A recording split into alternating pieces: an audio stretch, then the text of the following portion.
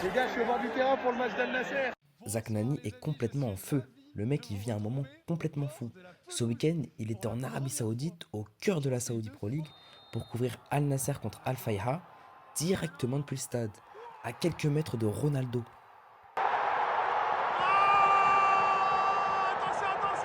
Les émotions, c'est comment?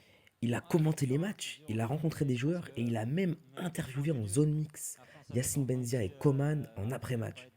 On parle d'un youtubeur qui, il y a quelques années, streamait tranquillement dans sa chambre et jouait à FIFA.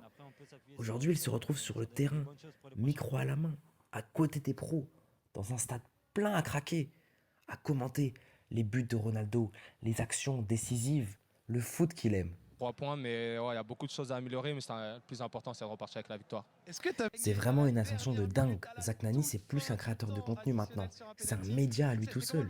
Il prouve qu'avec du taf, de la passion et une vraie vision, tu peux briser toutes les barrières. C'est le foot, si y a hors-jeu, si c'est une demi-manche, il y a hors-jeu.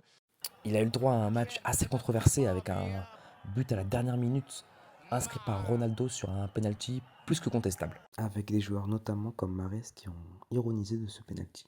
Et je suis présent ici avec quelqu'un qui a fait un très bon match, qui s'est battu défensivement, qui s'est battu sur les contre-attaques. Son franc-parler en zone mixte a été beaucoup apprécié sur les réseaux sociaux. On retrouve une façon de parler avec les joueurs, de leur poser des questions assez différentes, innovantes de tout ce qu'on a pu voir jusqu'à maintenant.